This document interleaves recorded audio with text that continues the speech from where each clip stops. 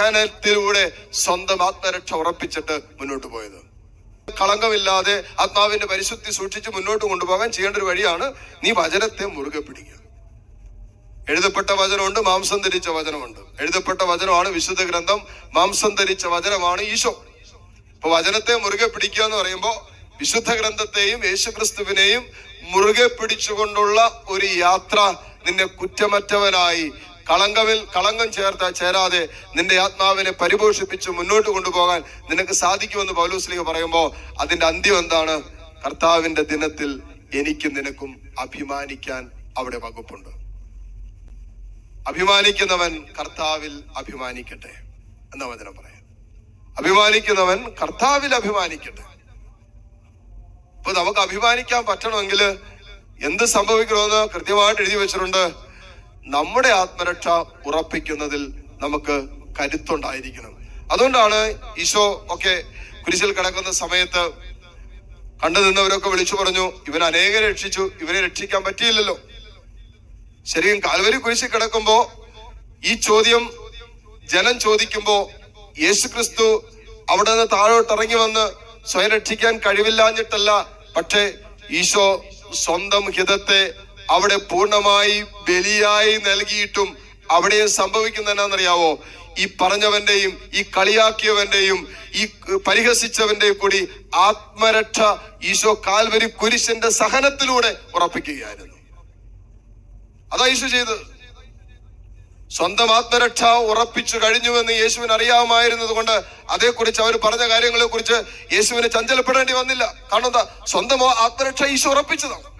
അതുകൊണ്ട് ഈശോയ്ക്ക് അതേക്കുറിച്ച് ആകുലപ്പെടും. നീ നിന്നത്തെ രക്ഷിക്കുന്നൊക്കെ പറയുമ്പോൾ യേശുവിന് അതൊന്നും ഒരു പ്രശ്നമല്ല. പക്ഷേ യേശു ആ കാൽവരി കുരിശിന്റെ സഹനത്തിലൂടെയും ഈശോ ചെയ്തന്നെ തന്നെ പരിഹസിക്കുന്നവരെയും തന്റെ മാറ് പിളർന്നവരെയും തന്റെ മാറിടം പിളർന്നവരെയും തന്റെ താടി വീശ പിടിച്ചു പറിച്ചു അവരുടെയും കൂടി ആത്മരക്ഷയ്ക്ക് വേണ്ടിയായിരുന്നു ഈശോ കാൽവരിയിൽ സഹിച്ചത്.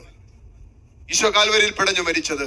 ഈശോ തന്റെ ശരീരത്തിലൂടെ അവസാനത്തുള്ളി രക്തവും ഈ ഭൂമിയിൽ വാർന്നെടുക്കാൻ ഈശോ അനുവദിച്ചത് എന്തിനാണെന്ന് ചോദിച്ചാൽ, ആരെല്ലാം അപ്പോൾ കർത്താവിന്റെ കുരിശിന്റെ ചുവട്ടിലുണ്ടോ, ആരെല്ലാം തന്റെ മുമ്പിൽ നിന്ന് തന്റെ മുഖത്ത് നോക്കി ആക്രോശിച്ചുവോ പരിഹസിച്ചോ, അവരെ കൂടി അവരുടെ ആത്മാവിനെ കൂടി അവിടെ ആത്മരക്ഷ ഉറപ്പിക്കുന്നതിന് വേണ്ടി കൂടിയാണ് യേശു സഹനത്തിലൂടെ സ്വന്തം ആത്മരക്ഷ ഉറപ്പിച്ചിട്ട് മുന്നോട്ട് പോയത്. ഹല്ലേലൂയ. അപ്പൊ സ്വന്തം ആത്മരക്ഷ ഉറപ്പിക്കുന്ന വഴികളിലൂടെ സഞ്ചരിക്കുമ്പോ തീർച്ചയായിട്ടും അത് സഹനത്തിന്റെ വഴി കൂടിയാണെന്ന് നമ്മൾ അറിയണം. സഹനത്തിലൂടെയാണ് ഈശോ നമുക്ക് രക്ഷ നേടി തന്നത്. അപ്പൊ നമ്മുടെ ആത്മരക്ഷയുടെ വഴികളിൽ നിശ്ചയമായും അത് സഹനത്തിന്റെ വഴി കൂടിയാണ്. നമ്മൾ ആഗ്രഹിച്ചതോ നമ്മൾ ഉദ്ദേശിച്ചതോ നമ്മൾ സ്വപ്നം കണ്ടതോ നമുക്ക് സൗകര്യപ്രദമായതോ നമുക്ക് സന്തോഷം തരുന്നതോ ആകണമെന്നില്ല.